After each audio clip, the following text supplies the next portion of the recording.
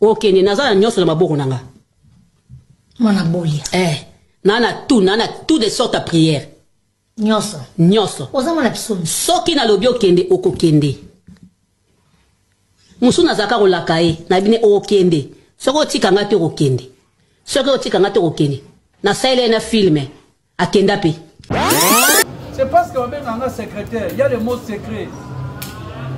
Le jour où tu reprimes sa magamususu, il y aura des larmes. Paix à son âme, sous banque. J'ai parlé avec elle dans la fondation Maman Denis. Tu n'allais pas au bord d'un taxi, ils sont balés. Elle m'a dit beaucoup de choses. J'ai parlé avec Diana. Là, il y a mon psy qui est Maman Chaco. Elle m'a dit beaucoup de choses. Le là, mon amour bazate.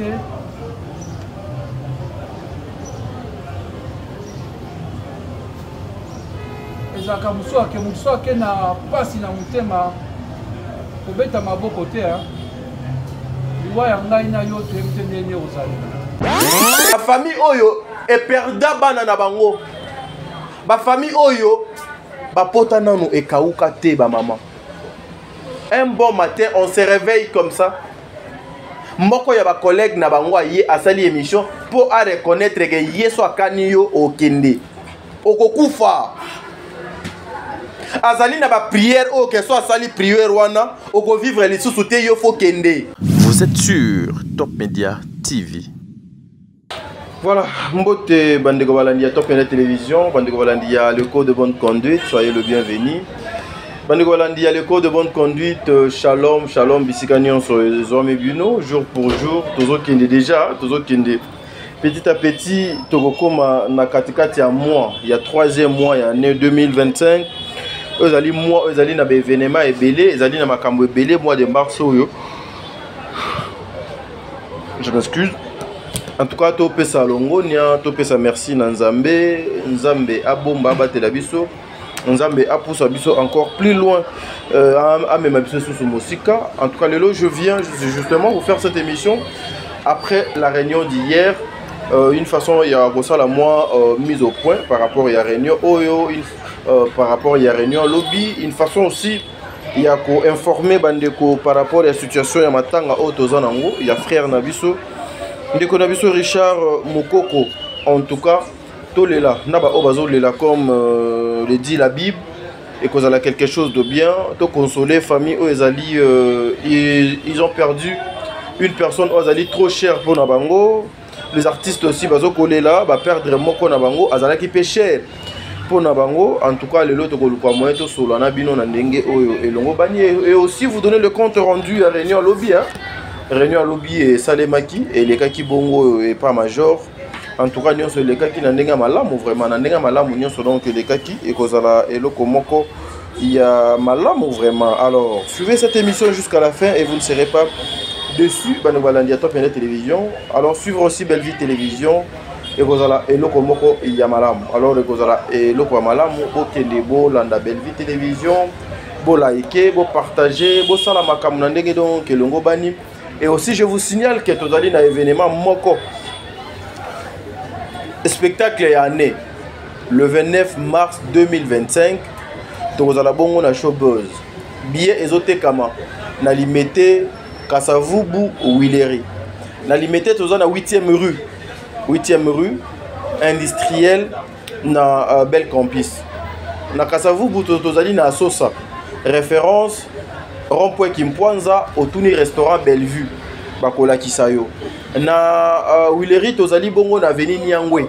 Na Avenue Nyangwe salon Agnès Coiffure. Agnès Coiffure et Yebani na Nyangwe wana juste en diagonale na Baro et Kenda Pesango Teke Nanteke. Alors, beau Kende vraiment, beau son billet, et ça fait quelque chose de bien. Tote Kapena billet, pena et autres Kende Nandenga Malamu, et quelque chose de bien. Na Sengi na Bande Konyon, to la émission. Oh, Christelle de Dios, je te salue. Nzambe Azalanayo, Nandenge et Longobani. Alors, Bokozala vraiment le bienvenu Bino Bayenyo, c'est Bokoson Bababillet, Nzambe Azalana Bino. Prenons d'abord l'extrait. Il y a extrait, il y a publicité pour la Italie le 29 mars et puis on se retrouve tout justement après pour la bande émission. Suivons. Hey, yeah! Depuis l'année bandi oningisi nzoto te tala occasion yango yo olata obima osepela na temple ya baartiste ya grande renommée oyo yebana ezali showbiz yaka kovivre pe kofete 7 ans ya Belleville TV oyo ezali cadeau signé Bellard Production andimi à offrir bino spectacle riche en couleurs le 29 mars oyo avec ba one man show oyo bakomema bino na niveau bolingaka bon retrouver ambiance bon retrouver bon humeur oyo nanu bozwa quitté depuis début année avec ba one man show lokola décor ilonga Gladys Aïda, Mama Kalunga, Mama Moseka, Marie-Jeanne Bololé, Gesho Engange, sans oublier Yemoko Belleville Kandi, à Kozalawana, Pona Kosepelisa bino. Yo muto tuninga droit d'entrée, et ezali na $10 ya pamba, $30 pona ba place VIP, gagner temps, yo muto lingo billet, benga na ba numéro oyo, okozala mobimba. Yo muto yebenanu, Carrefour pe temple ya bastar ya RDCT o ezali showbiz ezali na croisement ya ba avenue Colonel Munjiba na boulevard du 30 juin yaka awa o sepela o vivre ambiance oyo na notikali ko vivre te le 29 mars oyo na showbiz nga na zanga te keyo. Oui. Voilà, nous sommes de retour, mesdames et messieurs. Bandewalandi Atom et la télévision. Tozali de retour dans le plateau Awa. Une façon de bien faire les choses, une façon de Rosala Moussala Nanek et Longobani. Rendez-vous, Ezali vraiment maintenu. Ezali maintenu le 29 mars 2025 na Showbuzz. En tout cas, Tokozalawana, une façon de Rosala Makamnandenge et Longobani ensemble na bandeko ya Belleville Télévision. Na maison Bellard Production. En tout cas, Tokozalawana. Biso nyonso tokokene poto fêter, poto lia, poto mela, to partager sengo nzambe azala na bino nzambe abomba bandeko nyonso oyo bazo koluka kosala musala na ndenge elongo bani tadinga la page je continue justement ya kosala musala nanga plus jamais ça ezali moko ya ba film ya madame Dinana la douce plus jamais ça moko ya ba film ya mama Dinana la douce oyo e uto sila la chaîne ya DD Télévision bazali parmi ba mama o bazo sala musala malamu na mboka Congo ezali mois de la femme ezali mois o biso photo tombola lokumu ya mama ezali mois o biso photo tombola misala ya ba mama ezali mois o biso photo tombola ba valeur ya ba mama ezali mois oyo biso photo la kisa misala o ba mama na biso bazo kosala à travers ba secteur oignon so bango bazo ko œuvrer DD Télévision. Plus jamais ça et outil Kossi l'a déjà making of et Kotaki et au moment où making of et Kotaki DD Télévision va proposer biso film Ange ou Démon. Ange ou Démon affiche nango déjà zali disponible affiche nango zali disponible en tout cas bokende botala affiche wana bokende bozwa déjà place en attendant teaser Kota en attendant film Kota en attendant Mama Dinana la douce allié Sabino Bilier ya Molimo bokendaka déjà bozwa place bomi fan de la déjà ozu déjà place na yo o me fan de li déjà oza à l'aise ozo sala makamu na yo na ndenge elongo bani ozu pena place au fandi donc DD Télévision merci plus jamais ça et outil aussi là Ange ou Démon bientôt disponible na DD Télévision. Allez toza awa bandeko balandi ya top DD Télévision na la kakibino émission o toza na biso molaite toza vraiment mo pousser na la kakibino que tokozala wana ba information nyonso na o etali ndeko na biso Richard Mokoko qui n'est plus tokolandelango de près tokolandelango de près ceux qui réunion ezali tokokende ceux qui rendez-vous ezali pe tokokende pour tokende ko récolter information na source. Nous ne voulons pas tous voir information à travers un groupe de gens, à travers médias, à travers Batomoko. Oui, bien que toko soit information dans les médias, dans les médias, mais biso moko top télévision, nous sommes engagés à suivre ba événement nyonso yande kona biso Richard Mokoko o azalaki na biso lobby de près. Réunion et Salema ki lobby na ifaki bino kenga na kokende réunion et kozala bien na réunion na biso nyonso tozala to participer to kabola e ba idée réunion e bandaki na esengo et silipe na esengo bien que ezalaki réunion ya teke to ke no sala programme pour que no beta match encore moins pour que ne fête réunion pour na koluka ya kokunda moko o ya biso bakulutu balobaka ebembe ateza kitoko ndenge nini ateza kitoko ndenge nini suka suka ka bokunda ngo na mabele ata bosomi cercle ya ndenge nini suka suka ka bokunda cercle wana na mabele. Donc on était là, une façon de accompagner les artistes comme d'habitude. Tokenaki to accompagner les artistes.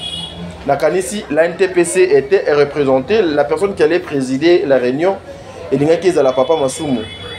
Mais Papa Masumu a qui empêchement, né a qui a mandaté les CG Oxygène comme d'habitude. C'est monsieur qui a toujours été au four au moulin, infatigable. Il est toujours plus proche de Bande Konaye, plus proche de la comédienne Nyonso pour na koluka kosala musala. Mes frères et sœurs, vous comprendre, fatigue. On travaille trop, on vit seul à la maison. Lorsqu'on arrive à la maison, il faut prendre soin de la maison. Des fois, il faut laver les bassani, des fois, il faut laver les bilamba, des fois, il faut kombolanda ou torchonner, des fois, il faut s'occuper de la salle de bain. En tout cas, des fois, je donne raison à Bande Komissus au Balobakake. Nécessairement, donc, il faut se marier. Mais, Yaya, parce que tu as besoin de quelqu'un, il faut aider ou non, on s'est marié pour la vie. Donc, pour supporter fatigue l'équipe. Donc, il faut travailler parce que nous avons choisi. Voilà. Il était là avec nous. Nakanisi Topé Sabino compte rendu, il y a réunion. Je confirme ici que entre la famille biologique, il y a Richard Mokoko, et les artistes et comédiens, il n'y a aucun problème. Il y a aucun... Alors je précise, il n'y a aucun problème. Dans la communion, il y a malamu. Dans la harmonie. Et à la famille, la famille professionnelle, il y a Richard Mokoko, Oyo Atiki Biso. Problème à ta moko ezalité. Problème à ta moko ezalité. Réunion et banda qui na kimia et souki na kimia. Mais la réunion, nga na yoka y passe. Parce que la salle était vide. Question on a natuna ki yango tonton Soudieta, natuna ki yango papa Serge, natuna ki yango maman Marie-Jeanne Bololé na interview auto sala ki yenanga. La salle était vide. Les artistes et comédiens, c'est lui qui est parti. Aza Moko Nabino. Aza Ndeko Nabino. La pression médiatique ici, oh Bandeko Nabiso est belé, bazo kosala. Et ça a une occasion té. Il y a qu'à faire reculer Bino. Et ça a une façon té. Il y a qu'à faire douter Bino ou que ça la refus poli de ne pas participer à la réunion. Mais bah oh bah mais ça n'a pas na réunion bazalaki nzambe abate la bino parce que nous avons vu notre maman Étoile qui était là, nous avons vu maman Marie Hélène, nous avons vu papa Serge, nous avons vu Oxygène, nous avons vu tonton Marie, tonton Soudiata, nous avons vu Marie-Jeanne Bololé, tout le monde qui maman Coquette azalaki, tout le monde qui bande komisusu bazalaki. Mais ezalaki même à un quart. Il y a des comédiens, il y a Congo. Mais pendant que Ebembe, il y a Richard Mokoko, Koku Fanaye, et Beta qui le la kake namato, il y a comédien Nyonso. Mais la question que je me pose, les comédiens bana facilité yotala ba émission au bazo finga. Ajune ka place au bazo finga amoni yango important, amoni yango mutuya. Mais place au bazo pesa programme pour la réunion ya ndeko na bango azapé yango. Yé akangi ka place au baye ko finga, place au baye ko descendre mutu, yango place au bango ba sepeli na yango. La salle était vide. Justement avant réunion et banda na sepela ki na CG Oxygène Nzambe abatelaye. Atuni na ba comédien nyonso. Botala na ba journaliste ba tie ba caméra awa. Parce que tout s'est passé devant le caméra. Exactement ce que tu as dit, Azo inventé. Nyon se bana que les galiboso la caméra. Botala na ba journaliste nyon so baza awa. Soki eza na journaliste o afinga ka comédien. Ata comédien na za awa, ata aza awa te bo signaler ngai siko na benga na yenga moko libanda. soki bokomi kokoma na niveau oyo, beaucoup de personnes vont arrêter ba bêtise na bango, bakokoma na bobangi, même ya kopusa na pembeni na bino. Oxygène a dit ça. Soki comme journaliste moko onga na bosani afinga ka comédien so aza awa boye bisanga nga mono bimisaye a bima a participer na réunion té. Une décision très responsable. Et tout s'est passé na micro. Heureusement aussi na ba maman na ba papa na biso bazaki wana batika liko laksa ata journaliste moko té po ba bimisaye libanda. On suppose que bandeko bazalaki wana ba participa ki na réunion ezali bandeko oyo basalaka ba critique ba analyse na ba vie artistique ya ba comédien lokola ngai nde nazo sala boye nazo finga te no loba mabete mais nazo critiquer bisika oyo za mabe pour permettre na bandeko ba bongisa. Merci. Ce sont des décisions comme ça que nous voulons à ce que vous les artistes aient besoin. Le CG Oscar le CG Oxygène a bêti l'issue c'était na oetali respect ya ba comédien azongeli makambo biso to loba na ba émission sur la scène bazo reconnaître bino lisusu te bozo monana te mais vous êtes plutôt fort na ba émission et puis ba émission on eza que bazo utiliser bino. C'est là où je suis pas d'accord avec le CG Oxygène. Parce que na ba nyonso bazo sala ba émission minere azate. La majorité za ba papa bana na ba mama bana. Na basi ya batu na mibali ya batu. Ce sont des personnes oyo bazali na conscience. Déjà lorsqu'une personne a la conscience et comme ke ba komi ko influencer yo ba benyo na plateau ba kabeli yo $20 ba imposer yo ke yo fo olo ba kaka makambu oyo ngai naza nango besoin. Ça devient ridicule. Le CG Oxygène a reproduit rango na munoko na ye. Cette petite vidéo non c'est l'équipe technique ba lukelanga ngo ba tielanga ngo. C'est pour vous dire quoi ba papa ba maman. Vous devez vous respecter. Vous devez vous respecter les comédiens. Vous devez vous respecter les comédiens. Ba refus pour lui, il y a réunion. Et ça nango na tinate. Parce que j'ai vu tonton Omar apporter savoir naïe, papa Serge apporter savoir naïe, maman Nyonso bazalaki wana, maman Marie-Hélène, maman Étoile, maman Marie-Jeanne Bololé, Coquette, bandeko nanga mususu bazalaki wana, ils ont apporté leur savoir-faire. Réunion bozoyate. Ah, ou après si va fixer déjà montant. Balobi, logiquement, le montant allait être fixé à $20.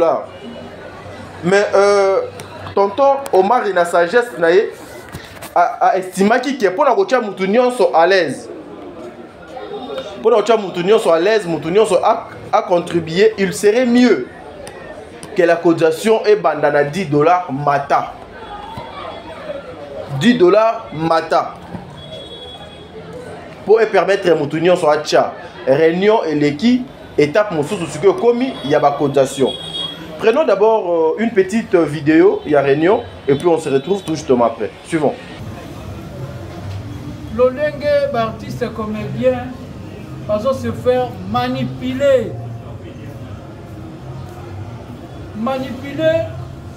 na bande wana biso ya presse. Pour une somme modique, pour un $10, un $20, on vient te prendre le matin sans brosser les dents. Parfois, on te tend le micro, on peut s'ouvrir. Et puis, à Memio, na ligne ya lingeli. Ndengeni oyo boy boy, yo bokei. Ozoloba eloko makambo pona ko sopaka ga pétrole Nicolo maintenant. Est-ce que biso ça la bongo? Mais nini en fait? Les makambo bandi en 2025 ou comment? C'est la première fois. Si tu connais tout ça en attitude de Mawaya Kimia, tout ça mais c'est quoi en fait? artiste et comédien qui s'attaque à l'autre, ça et l'autre. Qu'est-ce qui ne va pas? Les artistes et comédiens tous alliés. Ceux qui ont monté de quoi presse, moi quand j'allais à la caméra, et qui a fini l'artiste et comédien, l'accent à la place des artistes à Tikabiso. Tout ici ça valait à Biso beaucoup.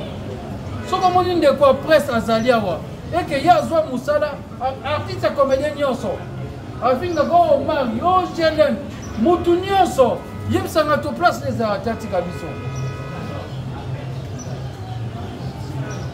Quelqu'un allume la caméra, donc elle allume la caméra pour inciter un artiste. Et puis il y a un artiste, tout le monde a 5 mots. Mais demain on va t'inciter.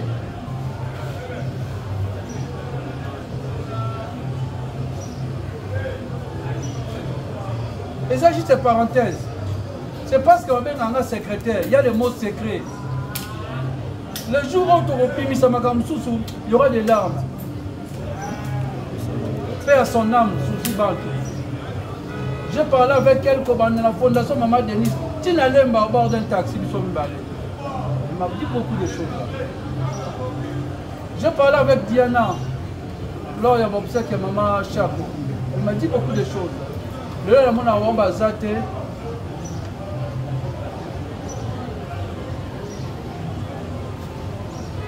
et Zakamoussoua, qui n'a pas si na mutema.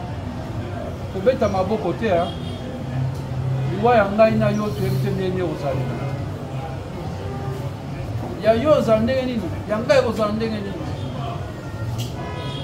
parfois quand je voyais les gens dans ma tanga, ils ont fait un gars dans mon thème.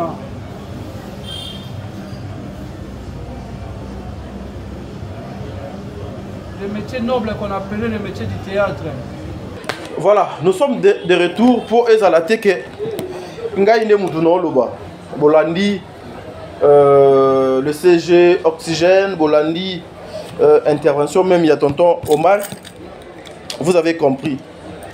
Les comédiens, ce que comme étape, il y a récolté Mbongo, Ndenge Bomesana Bosala, lorsque Moko Nabino a eu problème ou lorsque Moko Nabino a zaté. $10 pour tout le monde, biso tokopé ça na biso ba $10 pour biso toka ne loko côté. Mais ba oyo baza ne loko pour koki kopé ça au-delà des $10 parce que déjà selon ba calcul oyo bazo betawana avant bazwa précision ya famille parce que bato ebele bazo benga pour na o etali bisika nini matanga ya Richard Mokoko ezoko salema bisika nini Batou Bazo Kokutana pour Oetali Matanga et Richard Mokoko. Alors les comédiens ne pouvaient pas décider Bango Moko. Il fallait pas décider ensemble avec la famille parce que d'abord c'est la famille de Richard Mokoko. C'est comme ça. Nakati déjà les lots na pourquoi tu besoin précision. Na date au bako fixé pour que nous autres ya Richard Mokoko et Bima. Boyoki yango wana na réunion cinquantenaire par jour c'est $40. Ndenge Richard Mokoko Azana morgue par jour c'est $40. Ce qui corps sali 10 jours et ça $400. Ce sali 20 jours et ça $800. Hormis ma frère Mikie Kande Zalaka na l'administration nyonso. On estime que pour ma obsèque il y a Richard Mokoko et les bien. Il faut avoir au moins une affaire de 10 000 balles dans ma bouche. Ndenge basala ka ba mabulu, ba cercueil, tout, il faut avoir au moins 10 000 balles à main. Mais les comédiens dans ngamu na bango balobi non.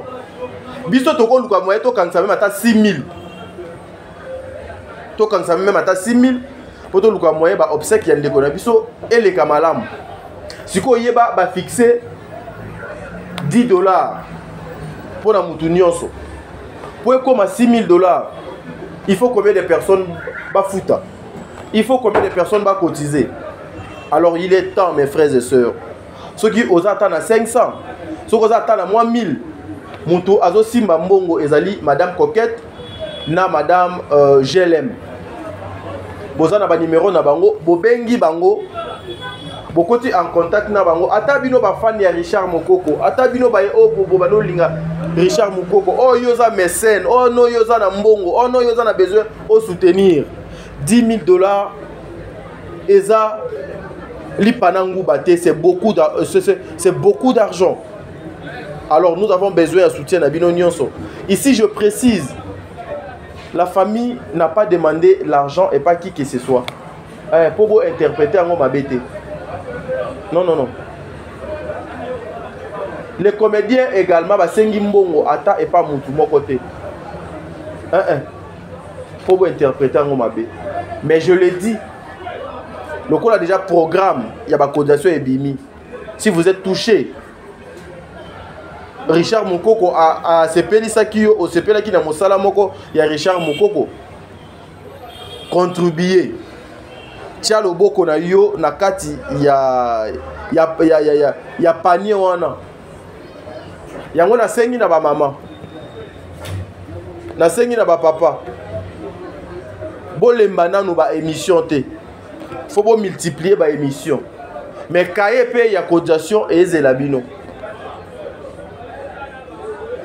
Il n'y a aucun désordre dans la réunion, encore moins dans Matanga. Aucun désordre. Les deux parties entre les comédiens et les artistes, entre les comédiens et la famille, Bazali ensemble, Bazali en bon terme, Bazali les sengonions sont les cas bien. Et d'ailleurs, c'est ce que nous on voulait. Malgré les émissions qui se sont réalisées et tout, mes familles éthiquement responsables, le coup là ma famille n'y sont responsables. Maman, elle a un message oyo, kobo sonate que le 29 tozali na spectacle. Somba billet. Papa, somba billet. Pour yo ka ou ya osakanate. Voilà, la kanisi zali ba compte rendu à réunion. Tozo zela ba liste wana e banokota. Boya kopesa mbongo. Nalali nalamuti. Et dans la place moko le CG Oxygène Lobby. Allez vraiment aller là. Quand il parlait. Il parlait, après un temps, il est tombé sur la pauvre Suzy Bantu. Alors, les comédiens vont commencer à passer.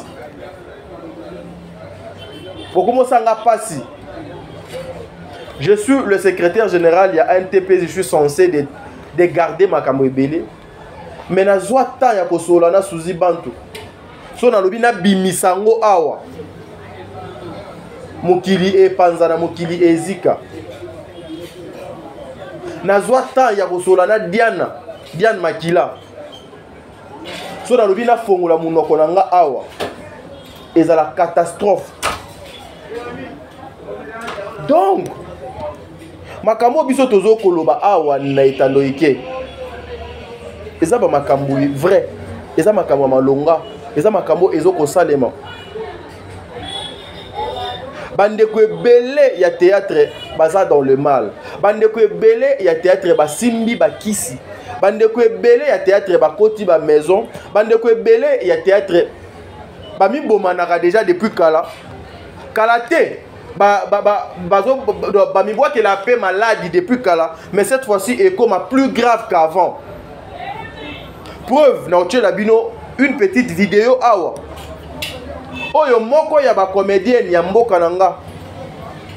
Je le réserve, je le respecte, j'ai la considération à cette maman, à cette femme, parce que là des enfants locaux langa.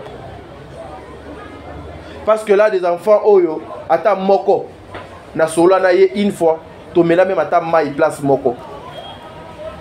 Et nous avons personnellement, moi t'as dit, je de retenir. Mais j'ai des larmes aux yeux. Quand j'apprends, quand je vois ça, j'ai des larmes aux yeux. Et Naza dérangé. Donc Makambu Batu balobaki lobby. Makambu Batu balobaki lobby. Basalela ki ba émission lobby. Il y avait des familles qui ont perdu va être cher na bango. Mais aujourd'hui, facilement, vous passez à la télé pour confirmer, pour dire que ngai ce qui n'a qu'à ni yo au Kende. Mais il y a Diana Makila ici, c'était quoi? C'était quoi? Il y a Suzy Bantou ici, c'était quoi? Est-ce que les comédiens vous prenez aussi le temps? Est-ce que les comédiens vous comprenez au moins ça?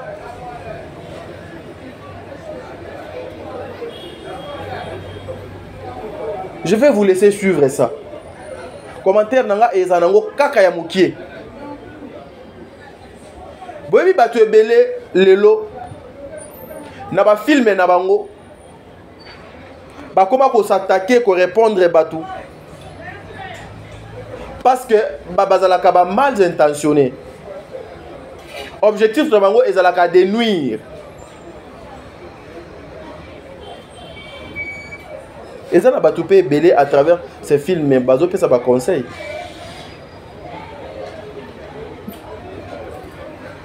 Le monde théâtral, c'est un monde très fou, un monde très compliqué, un monde il y a hypocrite,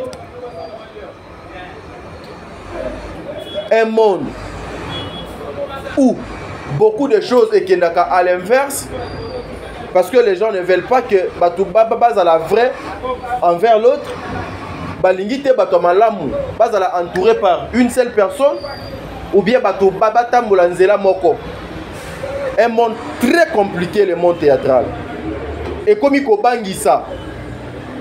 Parce qu'aujourd'hui, Batou Bazomi Bomba di Sousouté. Bakomi Komi Bimisa. Nasa la Kango, Tosa la Kango. Et c'est triste ça. Alors je dis c'est triste. C'est peut-être ça sera la toute première fois pour moi de faire une vidéo pareille.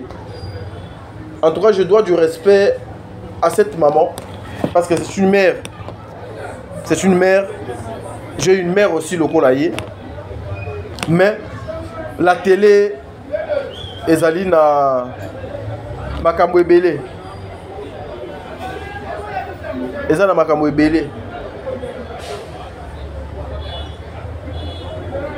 Mais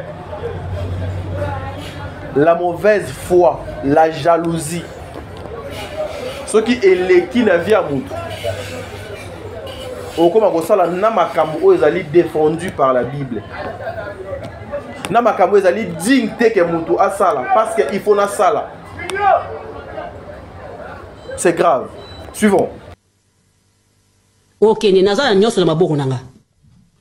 Mwana bolia. Nana tout de sorte à prière. Nyoso. Oza mwana pisoni. Soki na lobi okende okokende. Musu nazaka kolakae na bine okende. Soko tika ngate okende. Soko tika ngate okende. Na saile na filme akenda pe. Oh. Mais d'habitude que tant ozolo baba okaseke no oza mutamisa made. Etali ngate. Ayoka soko oza mutu abutu. Bakanisa ba me ba kenange paite. Oh. Ogosala pe mutu paki. Ok na yo. Gasaka na rate. Sona lobi na kanyelio okende. Okende nazala nyoso na maboko nanga. Mwana bolia. Nana tout de sorte à prière. Nyoso. Oza mwana pisoni. Soki na lobi okende okokende. Musu nazaka kolakae na bine okende. Soko tika ngate okende. Soko tika ngate okende. Na saile na filme akenda pe. Oh. Mais d'habitude que tant ozolo baba okaseke no oza mutamisa made. Etali ngate. Ayoka soko oza mutu abutu. Bakanisa ba me ba kenange paite. Oh. Ogosala pe mutu paki. Ok na yo. Sona lobi na kanyelio okende. Voilà, vous avez compris. Natie commentaire te. Na bakisi et l'autre côté, na longoli et l'autre côté. Mais ici, avant que je commence, moi 5 minutes, on en a besoin. Na solo na bino, na salapé moi en analyse personnelle. Lisanga ya ba babylonien, eza lisanga moi ya ba comme B. C'est l'empire du mal. c'est l'empire du mal. Lisanga ya ba égyptien ezali lisanga ya mabe. Bakado nyonso na vie ezala bakado o bazwaka te. Bakado nyonso na vie eza bakado ya kozwa te. Ou bakado nyonso na vie sozui. Avant d'utiliser, il faut toujours prier. Eza na bakado misus, ça te rend dingue. Eza na bakado misus ebalusio mutu. Eza na bakado musus ezangisio kimia elongolio kibo mutu kati na yo. C'est choquant, hein? C'est triste. Mais sur son plateau, Ezape Moko Yabarol Nabisot. Une émission, Ezalaka na 3 parties. Une émission. Annonce, développement, il y a émission, on a des annonces.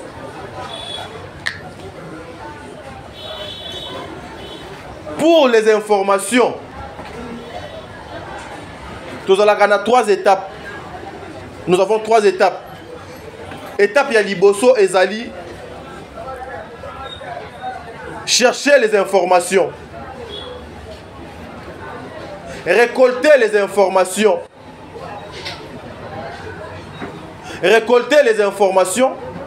ya liboso ou koluka information, ya mibale ezali ko traiter information. Lorsque vous traitez votre information, 3e étape ezali il y a un pifo au diffuser yango. Des propos blessants comme ça, des propos trop méchantes boyé, des propos où il ko diviser batu, et ko panza ba famille, et ko tumbola ba pota. Nous avons des familles aujourd'hui, bazo kolela, bazana pasi, ba perda ba être cher na bango. Perda bana na bango. Mais quand vous vivez avec des TK, c'est tout à fait normal. Il faut s'attendre à tout. Hein. Et puis nos katangote awa, vos katapété. Mais c'est justement pour vous dire, eh, vous vivre na ba TK pembeni. Il faut s'attendre na nyonso ermo tourner bou aye bou nyonso de changer. TK, je pense que yo batindi yote. Pour na kanisi ndeti makambo no loba ezokota donc o kagu ba famille oyo e perda bana na bango, ba famille oyo ba pota nanu e kauka te ba maman. Un bon matin on se réveille comme ça. Moko ya ba collègue na bango ye asali émission pour à reconnaître que yeso akani yo okende okokufa azali na ba prière o que soit asali prière wana oko vivre les sous te yo faut kende. Et puis cette personne là na ba etando ike na ba rumeur bima bakanga ye ba traiter loko la mutu oyo akokaki ko occasionner liwa ya moko ya ba collègue na ye. Mais aujourd'hui nous sommes surpris. Il paraît akokaki kozala parmi ceux qui ont occasionné liwa ya ba collègue na ye misous, parce qu'elle-même précise na vidéo oyo na extrait on a Chelibino. Na extrait on a Chelibino. Na moni batie Suzy Bantu. Na moni batie Diana Makila. Na kwen kuna batie Bellevue. C'est là où nga nazoya. Bo luka mutu abo moi na mboka ya bawate. Elle ne mourra pas. Vous avez des enfants, vous avez des familles. Mitambo Bogocha et Balukela Bino par le nom précieux du Seigneur Jésus-Christ de Nazareth. Bo banana kokana bano bino boboti. Bo banana kokana Batu o bazana ba famille o bino bobo tamina bango. Na moni vidéo au quand na place publique. Et ça viral na ba réseaux sociaux sont presque quand vous entrez ça. Wana nga na zongi sima et pas ya pasteur dose unique. Liberté de la presse ango o yaki koloba o lisanga na bino bosengaka bo définisaka yango. Les journalistes, vous aussi, vous avez une part de responsabilité.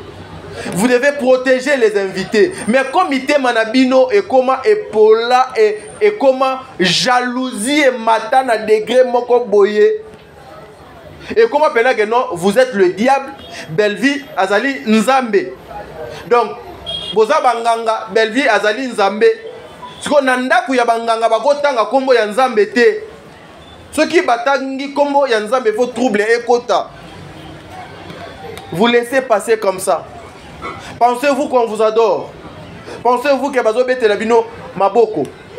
Mais bazo créer makamuna mitu abak. Pendant ce temps-là, silence radio. Na minoko ya ba comédien nyonso. Silence radio. Na ba etalo ike nyonso. Silence radio. Silence radio. Silence radio. Tout le monde a zotala. Ba misusu bazoka gou. Parce que ba zo lobelande Bellevue. Te marteau et canela CT et soukana musapi. Donc ça dit boka gou. Marteau et canela CT et souka toujours kana musapi.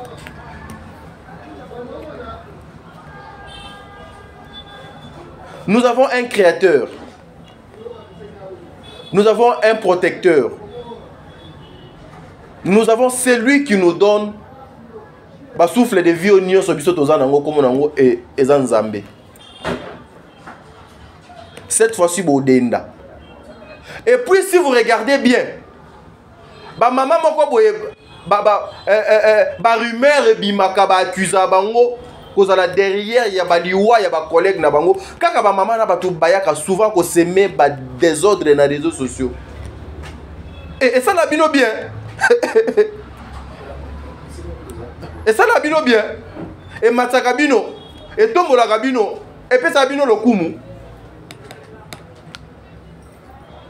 Mais c'est triste ça. Ici on parle pas ya makamwa maladie ni à voyage, mais il y a Koboma Batou. Moussous na salela un film à Kendati. Mais vous êtes ensemble na lisanga na bino, il y a ba babylonien, il y a ba égyptien, il y a ba égyptien. Bozupe vidéo na boutique yango na place publique. Or c'était une émission en différé. Vous pouvez couper, vous pouvez kolongola. Mais le kola bomona qui est place onde, le kola bazo tuka X.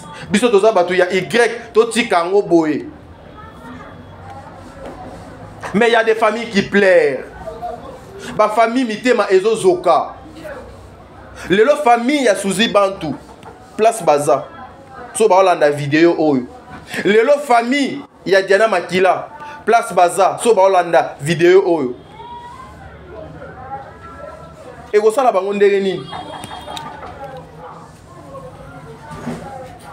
Et go sala bango ndenge nini? Et sala bango esengo. Boko sepelana yango. Mais pendant tout ce temps que maman a sala ba émission au na réseaux sociaux. Natika li koyo ka place mon côté comédien moko aleki alobi. Botika yaya aza maladie. Botika yaya azo be la santé na yedo eza bien te. Yaya est en bonne santé azo sala ba émission calmement. Calmement. Calmement. Mais le regret est que la majorité des personnes qui ont des problèmes, il y a des santé, comme il faut créer des obstacles, des problèmes pour les responsables, soit il y a des réchutes, soit il y a des problèmes après. Chacun connaît l'état de santé. Mutu nyonso ayebi vie na ye, mutu nyonso ayebi lolenge nini ye azaleli. Ba famille, ba perda bana na bango. Lelo ba comprendre que bana na biso ba kufa liwa ya normal te bana na biso mutu asalela bango prière eza mutu X ou mutu Y. Les comédiens bomoni siko place tolobaka place ba yebsaka bino ke kindoki eza tout autour na bino bozo vivre dans na kindoki bino moko bandoki. Mais vous accusez toujours les journalistes de ba innocents. Oxygène à lobby en lobby. Bino ba comédien bokoma ba pesio $20 et journaliste azo imposer yo oloba makambo oye azanango besoin. C'est ridicule, hein? C'est triste. Maman, celui qui tue par épée mourra aussi na épée. Ouais. Okokufa pe kaka na épée. Nzete okayo mataki. Yeba ke okokita kaka na nzete wana. La mort. Les affaires moko naturel. Nous tous tokende. Biso na lobi biso tout tokende. Ata okoksi 100 ans, tu mourras. Eza nzela na biso nyonso. Mais awa bozo salela ka bandeko na bino ba kufa ba émission. Bozo betela ngo tolo, boza fier. Ya bino lobi eza ndenge nini? Ekozala ndenge nini? Au moins biso ba misusu omona. Ndenge bo salela ba misusu ba émission. Est-ce que ya bino boyebi ndenge nini donc ezalela? To banga nzambe. To tambola na ndenge elongo bani. Mutema mabeso eleki, jalousie soki donc eleki. Etindaka muto asala ba n'importe quoi, asala l'impossible. Mais en attendant, le 29 toza na spectacle na Showbuzz. Spectacle à Mousouni, la Showbuzz. Merci beaucoup.